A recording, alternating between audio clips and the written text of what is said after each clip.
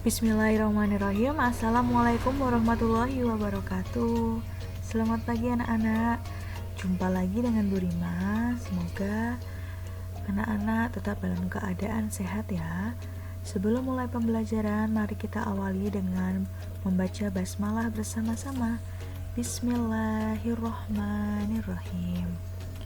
Anak-anak, hari ini kita akan melanjutkan pembelajaran muatan PPKN di subtema 2, yaitu tentang keberagaman makhluk hidup di lingkunganku. Nah, di sini ada sebuah gambar dan pernyataan. Halo teman-teman, inilah kucing peliharaanku. Namanya si Putih. Kucingku gemuk dan sehat. Badannya selalu bersih. Itu karena aku selalu merawatnya dengan baik setiap hari. Aku memberinya makanan dan minuman setiap hari. Aku juga memandikannya seminggu sekali. Nah, hari ini kita akan melanjutkan pembelajaran tentang hak dan kewajiban, tetapi terhadap hewan. Kalau kemarin kita sudah hak dan kewajiban terhadap tumbuhan atau tanaman, sekarang kita hak dan kewajiban terhadap hewan. Burung apakah yang ada pada gambar tersebut? Ya, ini yang namanya adalah burung cendrawasih. Kemudian ada hewan apa ya pada gambar berikut?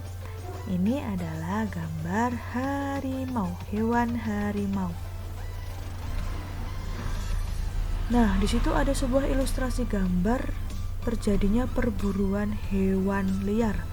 Kita sebagai manusia juga punya hak dan kewajiban terhadap hewan anak-anak. Perburuan liar seperti gambar di samping itu merupakan tindakan yang bertentangan dengan nilai-nilai Pancasila. Lalu, bagaimana sih hak dan kewajiban kita terhadap hewan? Mari kita pelajari. Kita berhak memanfaatkan hewan, baik diambil telurnya, daging, susu, bahkan tenaganya. Namun, kita juga berkewajiban untuk merawat hewan. Inilah anak-anak yang disebut hak dan kewajiban terhadap hewan.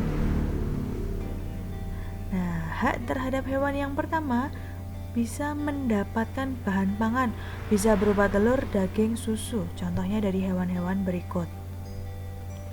Hak yang kedua mendapatkan bahan sandang.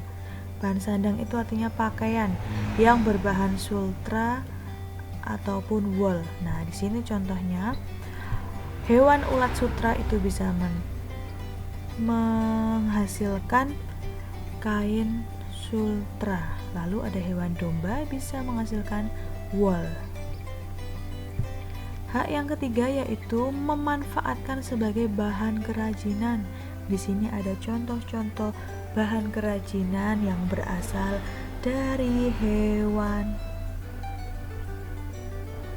Yang keempat, memanfaatkan tenaga hewan, bisa dari kerbau, kuda, dan gajah. Selain ada hak yang sudah tadi kita pelajari, kewajiban terhadap hewan juga harus kita lakukan anak-anak. Yang pertama, memberi makan dan minum, menjaga kebersihan hewan peliharaan, memberikan kandang yang baik, dan rutin membersihkan kandangnya.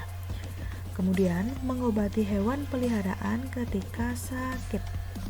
Yang selanjutnya, tentu saja kita harus menyayangi hewan peliharaan, bisa dengan cara tidak merusak habitat atau tempat tinggal, tidak menyiksa hewan tersebut, dan juga tidak memburu dan menangkap hewan liar, terutama hewan-hewan yang sudah langka atau hampir punah.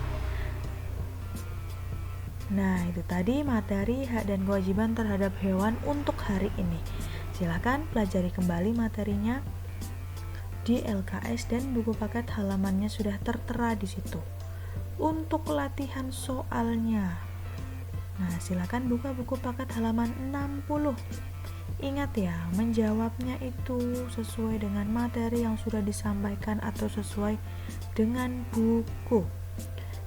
Tidak kok langsung menarik soal langsung ke bagian belakang, karena sering terjadi jawabannya tidak sesuai dengan materi yang ada di buku ataupun LKS. Kecuali materi tersebut tidak ada di buku, kalian boleh membuka internet atau bertanya dengan orang tua.